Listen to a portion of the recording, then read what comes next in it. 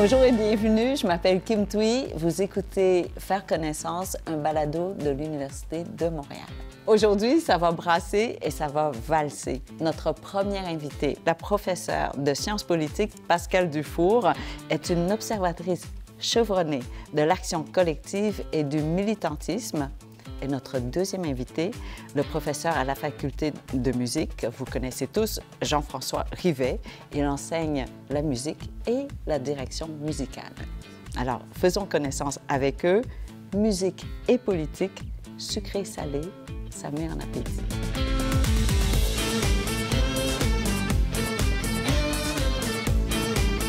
Jean-François Rivet, nous, on se connaît, donc je vais oser te tutoyer. On va se tutoyer. Oui. Je ne sais pas si tu connais Pascale Dufour. Depuis peu, mais je la connaissais de réputation. Alors, professeur titulaire en sciences politiques. Je ne sais pas si tu es déjà allé dans le département... Non. Non? Donc, c'est pour ça que je voulais vous croiser aujourd'hui, la politique et la musique. Mais, Madame Dufour, vous êtes vraiment dans la... J'allais dire, vous formez en fait des politiciens pour être des rebelles, non? Pour être en dehors des institutions. C'est comme deux mots qui ne vont pas ensemble, mais on peut dire qu'on étudie, enfin moi en tout cas dans ma spécialité, je vais plus regarder les gens qui sont dans l'engagement citoyen, et oui, il y a des rebelles là-dedans, mais ce n'est pas des politiciens. Généralement, les politiciens sont plus rebelles, ils ont fini par devenir autre chose. Ils peuvent commencer rebelles, mais si on finit en politique active, c'est rare qu'on soit vraiment rebelle, parce qu'on accepte le cadre dans lequel on travaille, dans lequel on passe des lois, on décide, etc. Alors que moi, l'objet que je regarde, c'est plutôt en dehors des institutions, donc en dehors du cadre dominant, on va dire. Et donc, le département de sciences politiques vous permet d'enseigner comment être en dehors du cadre? Oui, mais on n'est pas nombreux à travailler là-dessus. Je suis la seule à mon département à peu près, quelques collègues aussi, mais ce n'est pas le gros de la science politique. Là, c'est pas du tout... la plupart des gens ne définiraient pas comme ça la science politique. Ce serait plutôt la science de l'État. Mais c'est ça. Moi, je suis un peu à la marge, on va dire. Et qu'est-ce qui est dans la marche? Mais tout ce qui est loin de l'État ou qui travaille contre l'État ou qui essaye de mettre des bâtons dans les roues de l'État. Donc, c'est pour ça que c'est la marge, en fait. C'est entre la sociologie, l'histoire. Dans certains pays, ça va être plus en histoire qu'on va trouver les gens qui travaillent sur les mouvements sociaux. Ici, c'est en sciences politiques, mais quand vous parlez de mouvements sociaux, ce sont des mouvements temporaires ou plus installés? Ou... Ça peut être les deux. Donc, ça peut être, par exemple, je ne sais pas moi, une marche sur le climat. Donc, ça, c'est temporaire, c'est un événement, ça se passe une journée.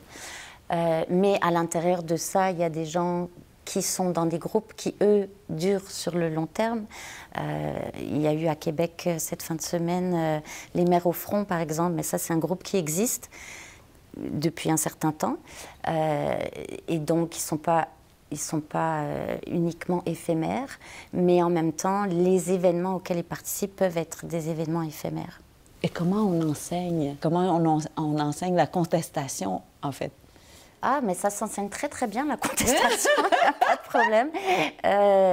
Non, il y a toutes sortes de théories qui expliquent pourquoi un mouvement émerge, quels sont les facteurs qui expliquent qu'il va durer dans le temps, pourquoi à une époque ou dans un lieu déterminé se passe telle chose plutôt que telle autre. Il y a aussi tout un pan qui va regarder plus les actions au niveau individuel. Là, on a parlé des groupes, mais ça va être, je ne sais pas moi, quelqu'un qui décide de devenir végane, par exemple, ou d'adopter un certain type de consommation. Donc ça, c'est plus à un niveau individuel. Ça aussi, on va regarder en quoi c'est politique et on va poser beaucoup la question de pourquoi c'est politique et qu'est-ce que ça peut avoir comme impact. Donc oui, ça s'enseigne tout à fait. Vous savez, je devrais prendre ce cours parce que je viens... Je viens du Vietnam. Je suis née en 68 et j'étais là jusqu'en 78.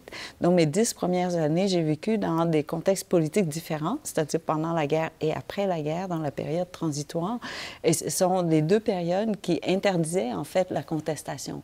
On n'avait pas de voix du tout. Et d'ailleurs, les marches dans la rue, c'était à nos risques et périls. Ouais, interdit où on se faisait... on pouvait vraiment se faire tirer dessus. Chaque fois, on mettait la vie en danger si on contestait. Alors, quand j'ai lu votre spécialisation, je devais avoir ce cours, je devrais aller prendre ce cours. Et donc, je vous ai invité en même temps que Jean-François parce que je me suis dit, un chef d'orchestre, parce que tu enseignes le métier de chef d'orchestre, c'est de demander à tout le monde d'être très discipliné puis d'être au pas, non? Je trouve ça réducteur, là. Je dirais pas ça comme ça, mais ça en fait peut-être un peu partie. Non, mais ça, c'est de quelqu'un qui comprend pas trop. Là. Là, il faut que tu m'expliques comment ça marche. Je vais le dire autrement, parce que, premièrement, enseigner, diriger, c'est une chose, puis enseigner la direction, c'est une autre chose. Moi, ce que je fais d'abord dans la vie, c'est diriger. Et en dirigeant l'orchestre des étudiants en musique de la faculté de musique, je leur enseigne leur métier d'orchestre. Alors, les flûtistes, les tubistes, les violonistes, ils apprennent leur métier de jouer dans un orchestre en faisant de la musique avec moi. C'est ça que j'enseigne en premier. Enseigner la direction d'orchestre, c'est la plus petite classe de toute l'Université de Montréal, la plus contingentée de toutes, 3 étudiants. Hein? Oui, en direction d'orchestre, on a seulement 3 étudiants. Par promotion? En tout et partout, il y en a toujours juste 3 à la fois, en doctorat seulement. Et puis, s'il y en a un qui sort, ça fait une place. Puis on en prend un autre. Comme l'année prochaine, il y a une place. Puis on a pris quelqu'un. Parce que c'est contingenté? Parce que c'est très contingenté, parce que c'est un programme qui est assez lourd, qui coûte cher à la faculté, mais aussi parce qu'il n'y a pas un grand besoin de trop de chefs d'orchestre dans notre société non plus. Alors, ça ne donne rien d'en former des milliers, là. Mais alors, pour revenir sur ce que tu disais tantôt, enseigner la direction d'orchestre, c'est pas enseigner à des gens à mettre des gens au pas. Non.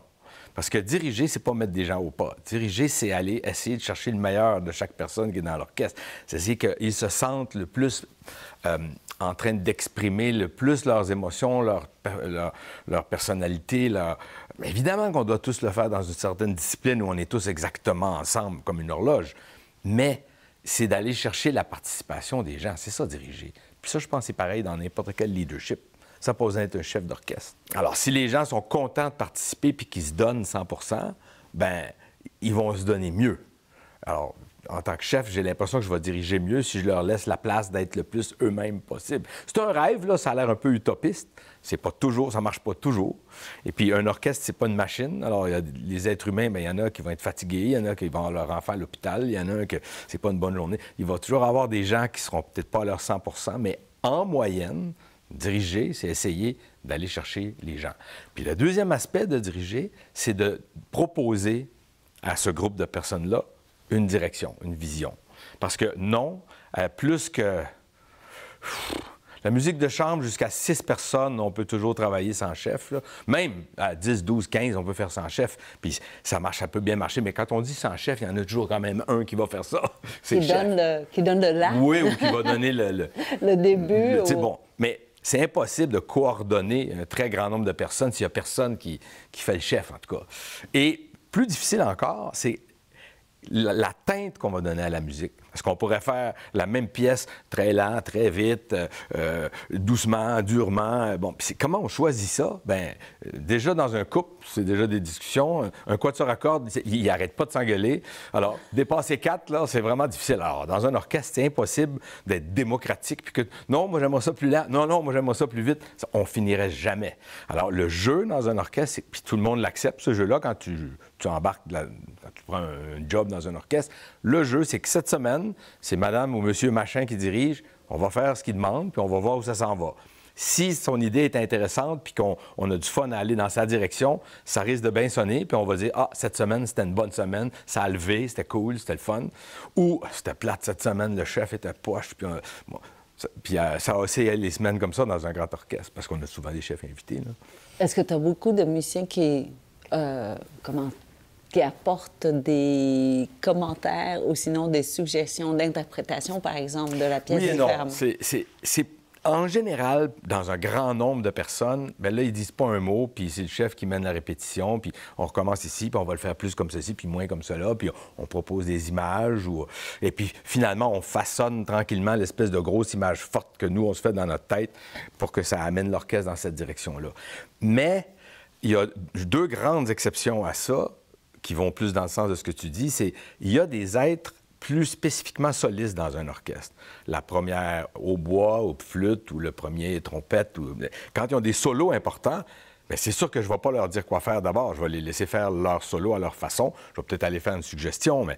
Alors là, ils donnent des... Pas besoin de mots. Hein. La musique, c'est un langage qui n'a pas besoin de mots. Mais oui, ils vont donner leur opinion musicale. Oui, ça va arriver qu'il y a des musiciens d'un orchestre qui vont venir te parler puis dire, bien, des suggestions, oui. Mais l'autre point le plus important, c'est que plus l'orchestre est petit, là, plus l'opinion de chacun compte. Alors moi, ça m'arrive souvent de diriger des très gros orchestres, mais en ce moment, je dirige des Musici. Les Musici, c'est 15 cordes. Mais là, 15 cordes, chacun a son opinion, puis on discute. Et puis je les écoute, puis on travaille ensemble, en général, en tout cas. Alors donc, ça va plus dans la direction démocratique dont tu parles. Dans ce cas-là, qu'en penses-tu des cours sur les luttes? Non, vous n'appelez pas ça contestation. Si, contestation, lutte sociale, oui, manifestation, mobilisation, c'est des mots qu'on va on employer. utilise vraiment les mots. Oui, oui. Alors, qu'en penses-tu de tout ça? Mais si je peux me permettre, il y en a eu des mobilisations de musiciens contre des chefs d'orchestre. On a connu ça à Montréal. Oui. J'en ai même fait partie moi-même. Voilà, c'est ça. Donc ça serait... Non, c'est possible. Bien sûr. C'est ça. Il faut dire une chose. Hein. Partons par la base. Là. Pendant très longtemps, on va dire jusqu'à il y a une vingtaine d'années. Maintenant, c'est vraiment pas mal terminé, là, dans nos pays en tout cas. Mais jusqu'à il y a une vingtaine d'années, comme les généraux de l'armée, puis comme les leaders de bien des choses, les chefs d'orchestre, c'était des tyrans qui écrasaient les musiciens. Et les luttes contre les tyrans sont toujours justes. Mais c'est plus vrai, en fait. On serait en cours, là. On se ferait poursuivre maintenant. C'est plus possible d'humilier les musiciens publiquement, puis tout ça. Avant, c'était comme ça. C'était vraiment, vraiment grave, là. Très grave. Alors, donc, les contestations contre des chefs tyrans, on en a fait. Moi aussi, j'en ai déjà fait, oui. Pour vous, Mme Dufour, est-ce qu'il faut presque ces mouvements de citoyens, de contestation ou de lutte et tout ça pour pouvoir faire changer une structure? Ah, ça, je suis pas mal convaincue de ça, oui. Je pense qu'il y a une division du travail, forcément. On n'a pas besoin juste de ça, on a besoin de plein d'autres choses. Mais les droits sociaux qu'on a aujourd'hui, on ne les aurait pas eus s'il n'y avait pas eu des mouvements. Donc les syndicats ont inventé le syndicalisme avant qu'on le reconnaisse. C'est toujours par le bas qu'arrivent les changements dans une société. Évidemment, pour qu'un changement arrive, il faut d'autres choses que l'impulsion par le bas. Il faut aussi des décideurs qui vont de l'avant avec certaines idées. Mais sans la contestation, je pense qu'il n'y a pas de changement. Est-ce que ça fonctionnerait encore aujourd'hui dans le système très sophistiqué que nous avons avec ce que nous avons aujourd'hui comme société? Je crois que la structure, elle est très, très sophistiquée. Est-ce que la contestation ou les contestations, les luttes de la part des citoyens réussissent encore à affecter le système? Ils essayent très fort, mais si on prend l'exemple de MeToo, par exemple, oui. Qu'est-ce qui serait passé sur la question du harcèlement sexuel s'il n'y avait pas eu MeToo? Probablement pas grand-chose, ou alors dans un autre 100 ans. Pareil sur les luttes écologistes. Est-ce qu'il y a quelque chose qui va changer dans la façon dont on gère notre planète ou qu'on ne gère pas notre planète, finalement, sans qu'il y ait des luttes ou des contestations dans ce sens-là? Je ne pense pas. Donc, on en a besoin et ce n'est pas un impact direct, jamais. Très, très rarement, on a eu quelques exemples. Au Québec, on pourrait éventuellement y revenir 2012, mais c'est vraiment rare que ça soit un effet direct. Mais il y a toujours un effet indirect, ne serait-ce que parce que ce sont ces mouvements-là ou ces luttes-là, et les personnes évidemment qui sont là-dedans, qui nous permettent d'imaginer autre chose, une alternative, donc de refonder socialement la façon dont on a de considérer quelque chose.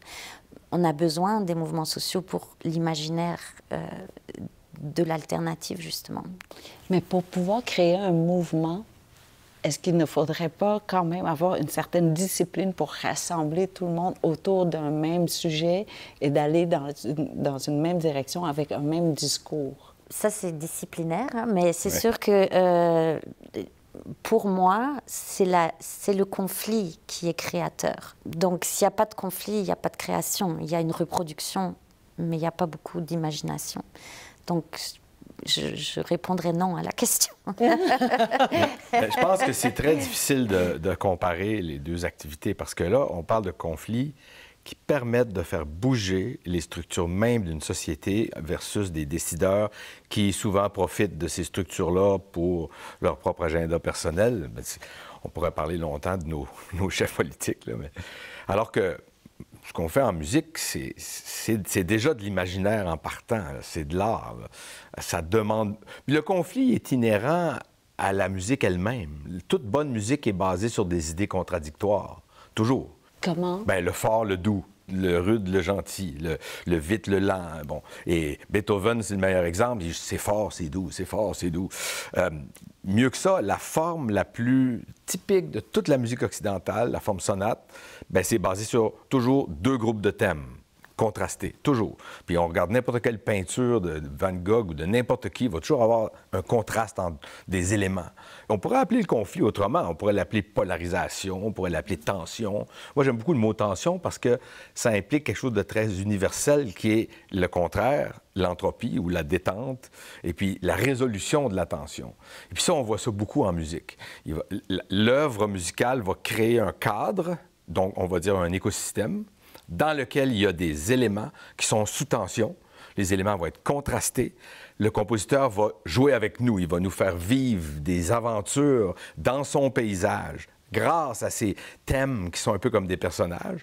Puis à la fin, ça va être, après un climax qui souvent va être le plus haut moment de tension, il va y avoir une résolution de cette tension-là. Puis là, c'est un peu comme une histoire qui finit bien, ils vécurent heureux, blablabla. Si on n'aime pas ça, on peut aussi bien écouter d'autres choses.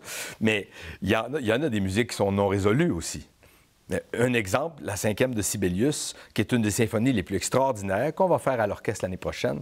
À la fin, il y a un climax gigantesque, un des plus beaux climax de l'histoire de la symphonie.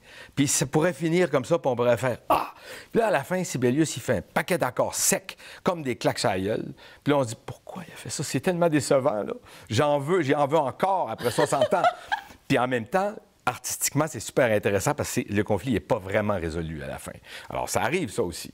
Mais en tout cas, ça pour dire que le conflit dont on parlait tantôt, il n'est pas aussi socialement engagé dans une œuvre d'art qui vient d'un compositeur du passé. On vit plutôt une sorte d'aventure imaginaire. Par contre, là où la musique est utilisée par des politiques, là, on pourra en parler longtemps. Mais c'est ça, j'allais vous demander. Dans tout mouvement, en toute lutte, il y a toujours la musique qui accompagne, il me semble. Dans tous les rassemblements et tout ça, il y a toujours une musique qui ramène. Je pense à la guerre du Vietnam, tous ceux qui ont traversé là, du nord au sud, qui marchaient dans la jungle, qui mouraient. Mais ce qui les gardait en vie, c'était des chansons, c'était de faire la musique, puis ils continuaient à faire la musique pour vraiment rassembler tout le monde autour d'une cause. Est-ce que la musique fait partie également des cours que vous donnez? Mais ça fait pas forcément partie de mes cours, mais ce qui est certain, c'est que sur le plan de la recherche, ce que j'ai pu observer, c'est que beaucoup de mouvements vont se réunir autour de la musique. Donc c'est en créant la batucada, par exemple, pour la Marche mondiale des femmes, c'est en jouant de cet instrument-là à plusieurs qu'ils vont se faire repérer, faire du bruit, être présents, se faire entendre, rassembler. C'est un élément central de l'identité collective, finalement, du groupe en question. On peut imaginer, on les connaît, les chants révolutionnaires. Enfin, il y a une histoire musicale, on va dire. On pourrait raconter l'histoire musicale de la contestation. Ben oui. Tout à fait, on pourrait le faire. Même son opposé existe, c'est-à-dire la musique utilisée pour dominer les gens. L'Église l'a fait beaucoup. La musique pour encourager la guerre, alors que ce soit les trompettes des Romains ou les marches militaires, ou la musique pour apaiser, justement, ou pour identifier des groupes de personnes. Mais la musique, elle a l'avantage que c'est un langage compris par tous. Il n'y a pas de langue. Alors qu'on vienne du Vietnam ou du Québec ou de n'importe où, on entend la même chose quand on entend la musique. En général, contrairement à ce que n'importe qui pourrait penser, on pourrait venir le plus loin possible les uns des autres. Les émotions humaines sont assez semblables quand même. Je pense qu'on semblable, Ben oui. en fait. Il y a des nuances, là. On va pas les réduire, là, mais quand même, les grandes émotions, que ce soit les émotions crues, là, comme l'amour, la peur, la survie, ou des émotions plus subtiles, tous les êtres humains partagent pas mal les mêmes émotions. Alors, la musique amène directement les gens à communiquer, peu importe leur origine, peu importe leur culture. Bien, les musicologues ont fait des études, là, puis c'est Mozart qui remporte la palme de celui qui est le mieux compris par toutes les peuplades les plus primitives aux plus sophistiquées. Ouais. Mais je me posais la question de est-ce que la musique, une musique spécifique, produit forcément la même émotion suivant de où on vient? Probablement pas. Non, c'est ça, ouais. Sauf Mozart. Oui, non, mais je disais plutôt, en fait, on ne sait pas si c'est la même émotion. C'est celle qui est la plus appréciée de la plus grande variété d'ethnies, on va dire. Mais, tu sais, prenons l'exemple du deuil. Dans nos sociétés, c'est le noir, puis au Japon, c'est le blanc. Mettons juste ça. Ou les intervalles de la musique asiatique versus les intervalles de la musique occidentale, la joie ne s'exprime pas nécessairement de la même façon. Quelque chose de vraiment intéressant, c'est la question du raga hindou. Parce que nous, toutes nos musiques occidentales, le climax est suivi d'une fin. La fin, c'est pam-pam, pam-pam, pam, pam-pam, ça finit. La raga, elle finit pas. Elle monte, elle monte, elle monte, elle monte, elle monte, elle monte, elle monte, jusqu'à temps qu'elle arrête. Puis c'est symbole d'une élévation spirituelle constante. Il n'y a pas un boum-boum final à une raga, jamais. Ben, en tout cas, à ce que je sache, je ne suis pas un spécialiste, là. Mais c'est intéressant, parce que ça, c'est quand même des formes de pensée vraiment différentes, là. Mais est-ce que les luttes sont pareilles dans les différentes cultures et différentes sociétés? Bien, vous avez parlé des régimes autoritaires tout à l'heure. Alors, c'est sûr qu'on ne va pas lutter de la même façon sous un régime autoritaire ou sous un régime libéral. Ça, c'est certain. Parce qu'on ne met pas notre vie en danger de la même façon. Et puis, dans les régimes autoritaires, ce qu'on va voir beaucoup, c'est ce qu'on appelle des formes plus individuelles de résistance. Donc, par exemple, je ne sais pas, on peut le reproduire aussi, l'imaginer historiquement entre des paysans qui étaient et les propriétaires de ces paysans. Donc, c'est une forme d'esclavage moderne, on va dire, ou ancienne. Alors, c'est sûr que la contestation ne va pas s'exprimer de manière ouverte parce que c'est beaucoup trop dangereux, puis c'est impossible finalement. Mais par contre, elle va s'exprimer autrement, par des discours cachés, on peut imaginer aussi sur une chaîne de montage des ouvriers, par exemple, qui vont faire du ralentissement, qui vont faire du sabotage ou des choses comme ça, mais donc cachées, pas publiques. Et c'est souvent quand on est dans une forme très exacerbé, on va dire, de rapport de pouvoir, de domination, que le dominé, finalement, utilise d'autres techniques pour dire qu'il n'est pas content ou dire qu'il est contre, pour s'opposer, finalement. Ben, comme les enfants, en fait. Moi, je sais que je m'opposais à mes parents de façon très différente que mes amis québécois et québécoises, où ils pouvaient vraiment exprimer leur désaccord de façon frontale, alors que nous, on prend des ruelles. On passe vraiment de l'autre côté pour pouvoir les convaincre ou sinon détourner complètement leur attention pour pouvoir faire ce qu'on veut faire. Et je l'ai fait trop souvent, là, mais... Ah, ben... Mais est-ce que vous pouvez imaginer une société où... Est-ce qu'il existerait une société parfaite où on n'aurait plus besoin de lutte? J'allais dire comme un orchestre, là, tu sais. On aime notre chef d'orchestre, mais on ne conteste jamais la décision mes amis, du chef. quand il y a de l'homme, il y a de l'hommerie. Hein? Ça veut dire que une société parfaite, là... Oui, j'y crois pas trop. Moi non plus. Mais même à ça, c'est pas forcément négatif, la lutte. Ça peut être positif parce qu'il y a de la solidarité qui se crée, il y a de l'énergie, il y a l'énergie collective. Ça fait avancer les causes aussi. Ça fait avancer, c'est ça. Donc, c'est pas négatif. C'est pas comme... L'objectif n'est pas d'arriver à un lieu, un espace, un régime, une société sans lutte. C'est pas forcément un idéal.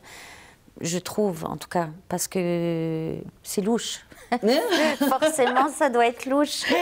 En vous écoutant, je disais, est-ce que ça existerait, une société sans lutte? Mais bref, probablement jamais, parce que la nature humaine... Bien, on pourrait dire que les sociétés les plus totalitaires essayent d'étouffer toute lutte. Bon, tu le sais mieux que nous, mais moi, j'ai beaucoup étudié la période soviétique à cause des compositeurs russes. Là. Puis, d'ailleurs, il y a quelques exemples dont il faut qu'on parle aujourd'hui, musique et politique, là, ça c'est sûr.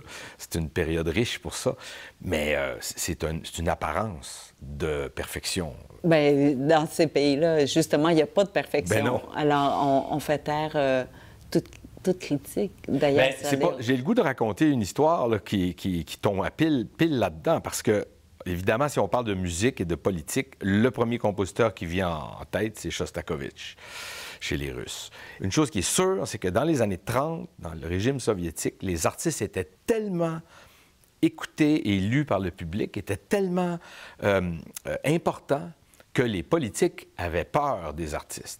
C'est pour ça qu'ils les envoyaient tous au goulag ou qu'ils les faisaient tuer. Et combien de Solzhenitsyn et autres écrivains ont passé par cette trop triste vérité. Bon.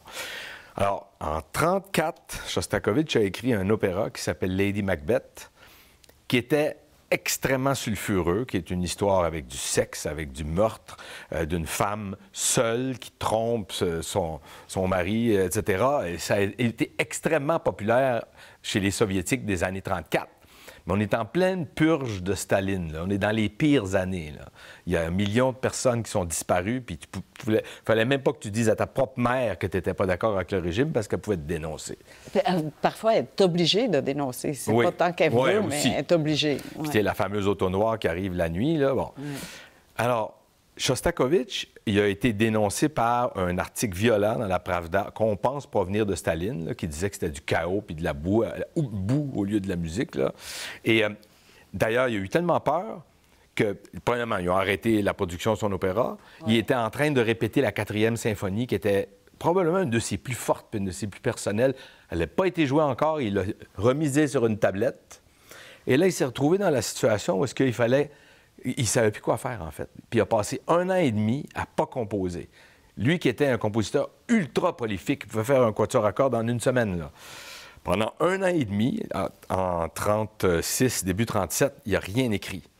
Et il a dormi tous les soirs en dehors de l'appartement, à terre sur le plancher, avec sa petite valise à côté de l'ascenseur, au cas où qu'ils viennent le chercher la nuit pour ne pas déranger les enfants. Là.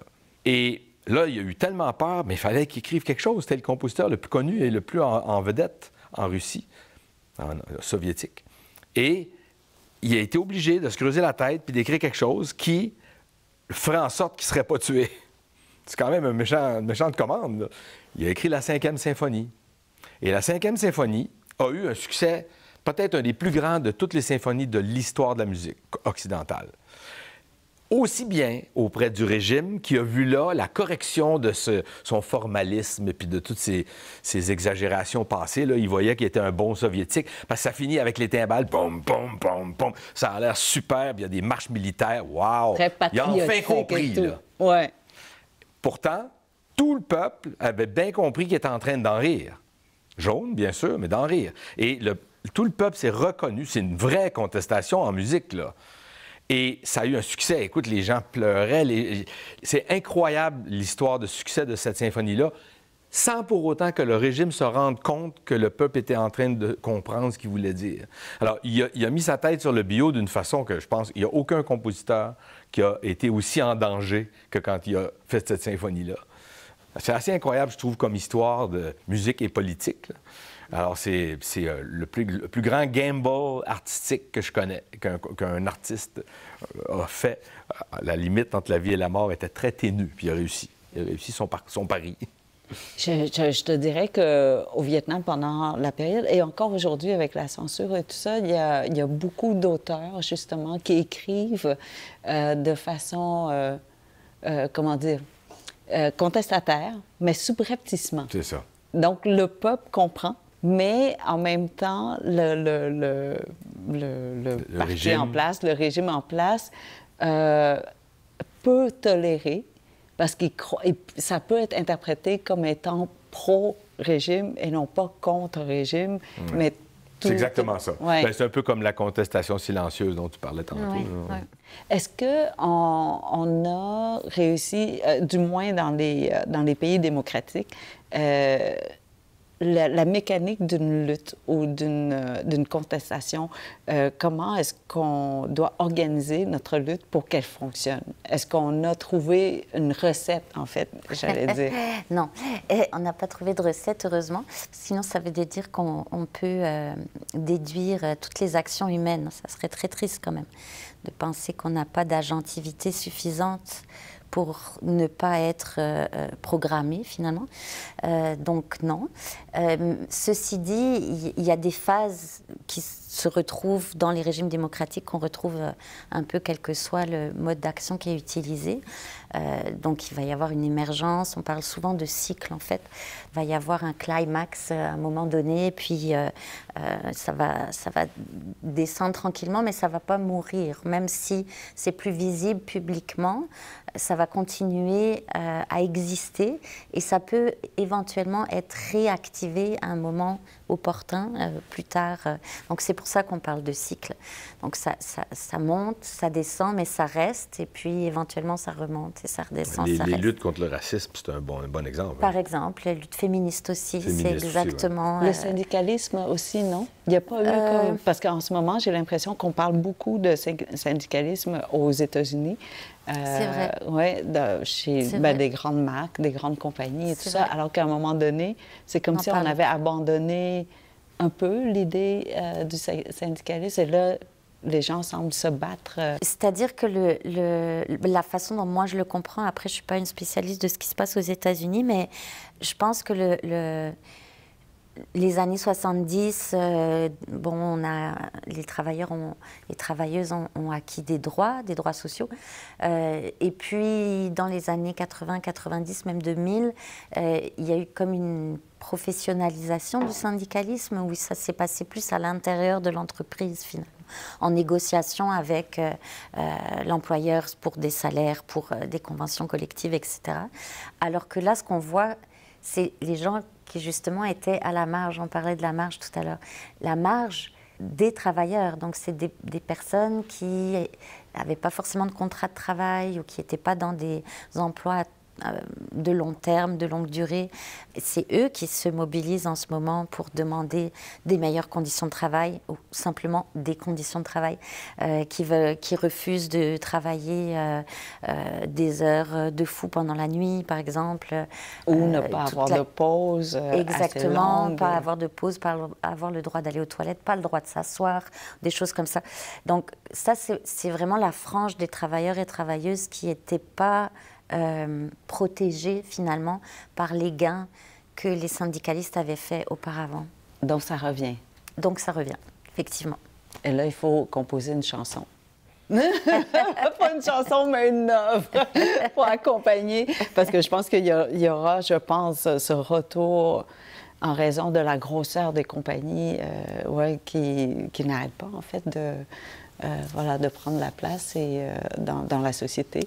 Et je crois que c'est en tout cas, personnellement, je regarde ça et je dis, on va devoir créer ce mouvement-là pour contrebalancer l'enrichissement de ces grandes compagnies. Ils résistent, ceci dit. Hein. Amazon n'est pas très content qu'il y ait des tentatives de syndicalisation de ces travailleurs. Donc, il y a une résistance. Mais oui, il y a une tension, clairement. Tu sais que je ne connais rien en musique, mais la musique vient nous chercher même quand on ne connaît pas la musique. C'est vrai. Obligatoirement.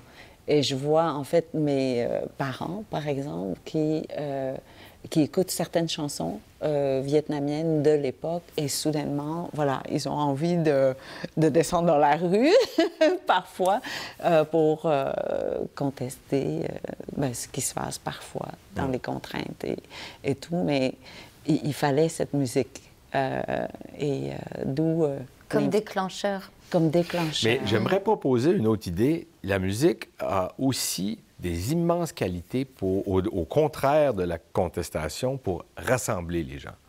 Je pense surtout à une musique qui va nous toucher par le biais des émotions. Bien, une émotion, surtout si elle est enrichissante, bien, on va avoir l'impression de partager quelque chose avec notre voisin si on écoute le concert ou si on écoute un disque. Bon, Woodstock, c'en est un très bon exemple, mais il y en a eu plein d'exemples où la musique a rassemblé les gens comme ça. Puis je pense qu'on commence chez les chamans des tribus préhistoriques jusqu'aux religions modernes. Je pense que la musique a toujours joué un rôle rassembleur dans la spiritualité en général. Ben oui, peu importe si on y croit ou non, puis à quelle religion, là, il y a un très grand rôle. Puis au nom de certaines croyances, il y a parmi les plus beaux chefs-d'œuvre qui ont...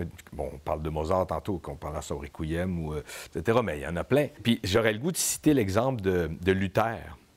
Parce que Luther, c'en est un grand contestataire, ça. Lui, il trouvait que la religion n'était pas assez proche des gens. Il a dit, assez de latin, on parle en allemand, on fait ça la famille, on simplifie la musique, on simplifie les affaires. Et ce qu'il a fait, c'est qu'il a pris les anciens chants grégoriens, puis il a utilisé les mélodies les plus simples, il les a cataloguées pour que chacune ait un enseignement spirituel, mettons. Et là, les gens les chantaient, ça s'appelait des chorales. C'était tout simple, c'était très beau. C'était des chansons que les gens chantaient le matin à la maison, le midi à l'école, le soir avant de se coucher. Tout le monde chantait toujours des chorales. Et c'est devenu des signatures de des idées spirituelles.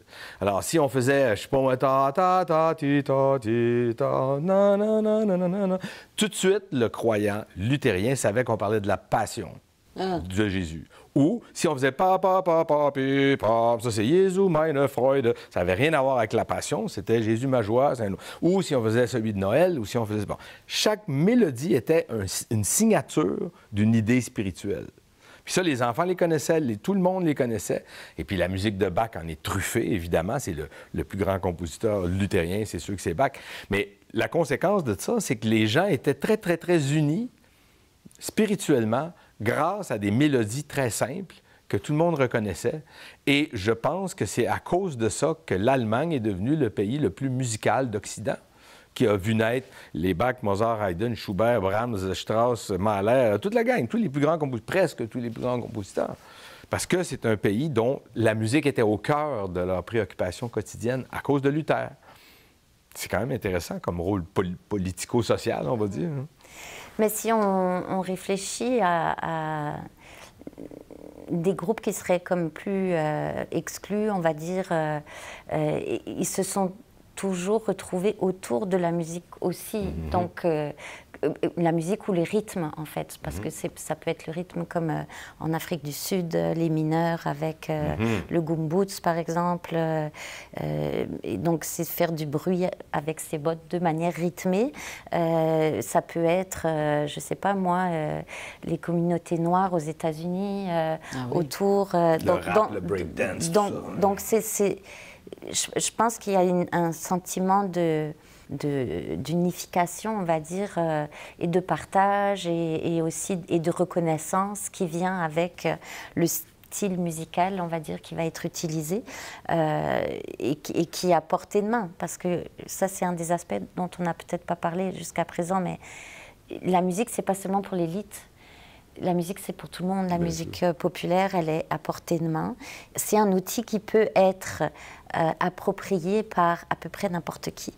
Et ça, c'est pas vrai de tous les outils. Ah oui, tout à fait. Et ne serait-ce que, je pense à la méditation.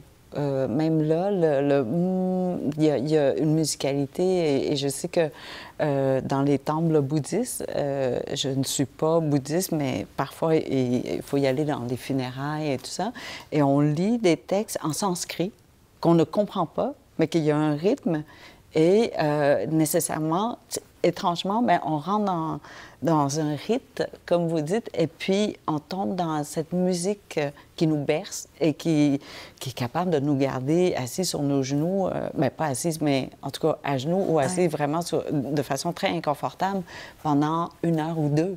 Sans se plaindre, parce qu'on tombe dans une espèce de, je sais pas, presque... Oui. Donc, la musique nous emmène vraiment, comme tu dis, rassemble, et rassemble même dans les mouvements contestataires. Mais c'est drôle comment est-ce qu'en fait, moi, on vit un très gros problème, parce que la musique classique passe pour être élitiste, justement, puis moi, je veux rien savoir de ça, parce que s'il y en a un qui est contre le snobisme, c'est bien moi, là. Mais... si je savais tout ce que je donnerais pour pouvoir amener des gens qui la connaissent pas à juste la découvrir. Puis toute ma vie, j'ai fait ça.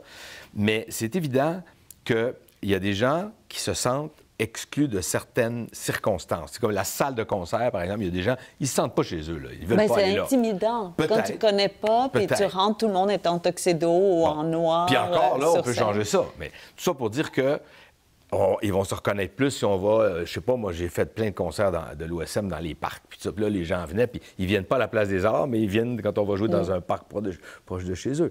Alors, tout ça pour dire que la musique va souvent... ça va être nécessaire que la personne qui a le goût de se rassembler avec d'autres personnes sente que la musique est celle qui est appropriée à son identité, mettons. C'est pour ça qu'il y a tellement de gens qui disent « Ah, le rap, ça les a sauvés », parce que là, ils peuvent contester comme ils veulent. Puis j'en ai ma propre fille, là, j'en ai proche de moi pour qui le rap, c'est bien important pour ça. Même si moi, j'en écoute pas vraiment.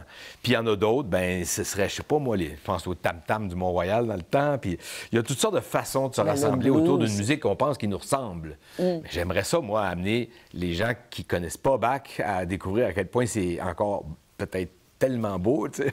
Mais bon, ça, c'est... Mais l'affaire, je pense qu'on connaît tous, mais on ne sait pas que c'est Bach.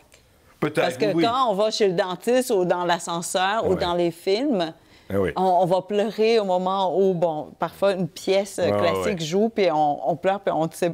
Mais on n'est pas capable d'identifier qui est derrière, quel instrument est en train de jouer ou quel est le compositeur. Mais je pense qu'on est tous touchés sans pouvoir nommer. J'aimerais vous remercier d'avoir fait l'exercice parce qu'au départ, je me disais, il y a une contradiction dans ce que vous faites, mais finalement, non. On parle, mais je dis, les deux sont vraiment reliés. Et je vais certainement chercher, voir si je peux pas suivre les cours sur la contestation. Les luttes, il me semble que je suis moins bonne pour lutter de façon, plus affirmée, ou plus engagée. Je lutte encore de façon subreptice. Je viens d'apprendre ce mot-là, puis je veux l'utiliser. Vous connaissez ce mot-là, n'est-ce pas? Mais moi, non, ça fait peut-être quelques jours que... Puis là, je dois encore regarder le mot pour pouvoir dire subrepticement. Puis là, je me sens savante d'un coup. C'est sûr. En tout cas, merci beaucoup d'avoir pris le temps. Et non, maintenant, je regarde la politique avec la musique. Merci. Merci. Merci.